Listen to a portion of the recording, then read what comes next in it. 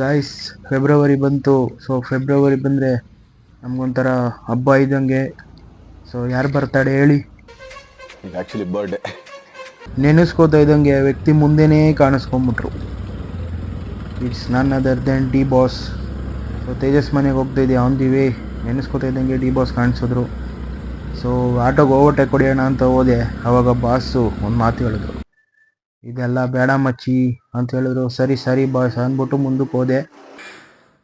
Guys ನೋಡಿ, ತೇಜಸ್ ಮನೆಗೆ ಬಂದರೆ ಇಂಟ್ರೂಪ್ ತಾವನ ಅಣ್ಣ ಕಣ್ಣನ ಮಗನೆ, ಅದಕ್ಕೆ ಬೇಗ ಮದುವೆ ಆಗೋಲಿ ಬೇವರ್ಸಿ ಹಿಂಗೆ ಇಂಟ್ರೂಪ್ ತಪ್ಪುತ್ತೆ, ನೀನು ಹೆಂಡತಿ ರುಬ್ತಾಳೆ ಅಂತ ಹೇಳ್ಬೇಕಾರೆ ಅವ್ನು ನಂಗೆ ಒಂದು ಚಾಲೆಂಜ್ ಕೊಡ್ತಾನೆ, ಇದ್ರ ಮೇಲೆ ಹತ್ಸು ಮಚ್ಚ ಅಂತ.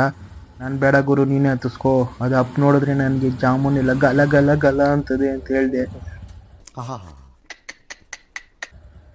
ಅಣ್ಣ ಬಂದೆ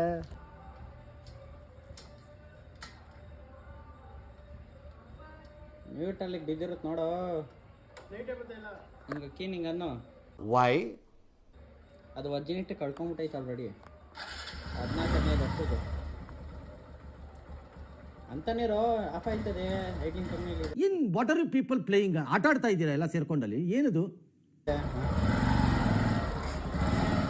ನನ್ನ ಸೈಜ್ಗೆ ತೇಜಸ್ ಗಾಡಿದು ತಳ ಉಜ್ಜೋಯ್ತು. ಸೊ ಅದಾದಮೇಲೆ ಹೋಟ್ಲಿಗೆ ಹೋದ್ವಿ. ಹೋಟ್ಲಲ್ಲಿ ನಾವು ಟೊಮೊಟೊ ಬಾತು, 2 ವಡೆ ತೊಗೊಂಡೆ, ಮತ್ತು 2 ಮೆಣಸಿನ್ಕಾಯಿ ಬಜ್ಜಿ ತೊಗೊಂಡೆ.